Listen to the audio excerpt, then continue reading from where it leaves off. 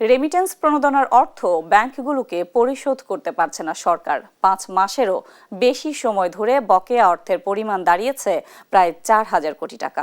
এর মধ্যে শুধু ইসলামী ব্যাংকেরই বকেয়া 1200 কোটি টাকার কাছাকাছি, আর অগ্রণী ব্যাংকের বকেয়া 500 কোটি টাকা। দীর্ঘ সময়ে অর্থ আটকে থাকলে তারল্য সংকটে পড়ার আশঙ্কা ব্যাংকগুলোর। বিস্তারিত প্রতিবেদনে। দেশের অর্থনীতির মূল চালিকা শক্তি প্রবাসী আয় বা রেমিটেন্স। বৈধ পথে রেমিটেন্স পাঠাতে প্রবাসীদের উৎসাহিত করতে বেশ আগে থেকেই 2.5% হারে প্রণোদনা দিয়ে আসছে সরকার। সরকারের পক্ষ হয়ে বরাবরই ব্যাংকগুলো এই প্রণোদনা দিয়ে থাকে, আর বাংলাদেশ ব্যাংকের মাধ্যমে সেই অর্থ পরিশোধ করে সরকার। তবে এবার ঘটেছে ভিন্ন ঘটনা। 5 মাসেরও বেশি সময় ধরে এই অর্থ পরিশোধ করতে পারছে না সরকার।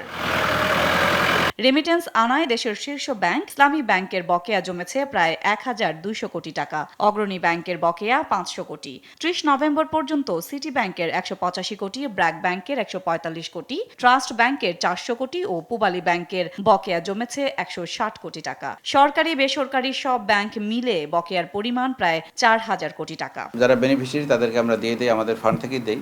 তারপরে বাংলাদেশ ব্যাংকে আমরা চাই, বাংলাদেশ ব্যাংক কালেক্ট করে, সেটা আবার গভর্নমেন্ট থেকে বাংলাদেশ ব্যাংক নিয়ে দেয়। এখন অবশ্য কয়েক মাসের বকেয়া হয়েছে, সেটা 5 মাস ধরেন হবে আমাদের বকেয়া আছে। পরিমাণটা হয়তো 1200 কোটির কাছাকাছি হবে। এখনো 500 কোটি টাকা বাকি আছে। এটা আমরা আলোচনা করেছি বাংলাদেশ ব্যাংকের সাথে। তারা বলেছেন যে এটা আমরা মন্ত্রণালয় থেকে ছাড় না পাইলে এটা দিতে পারছি না, এই জন্য আমাদের খুব বিলম্ব হচ্ছে। তারা বলছেন বকেয়া দীর্ঘমেয়াদী হলে ক্ষতিগ্রস্ত হবে ব্যাংক খাত, বাড়বে তারল্য সংকট। একটা ব্যাংকের তো পাবলিকের জনগণের টাকা নিয়ে ব্যাংকের ব্যবসা করে, পাবলিক ডিপোজিটে এখানে ডিল করে মূলত। সেই ডিপোজিটের একটা পোর্শনই তো এখানে ব্যয় করা হয়েছে।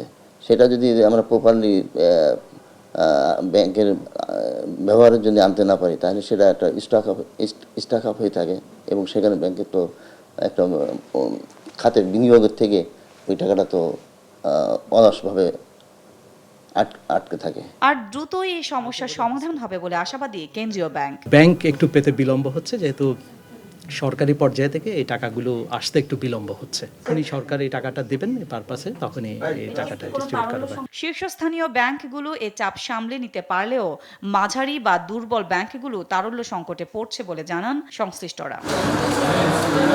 সাদিয়া লাবনী, দেশ টিভি, ঢাকা।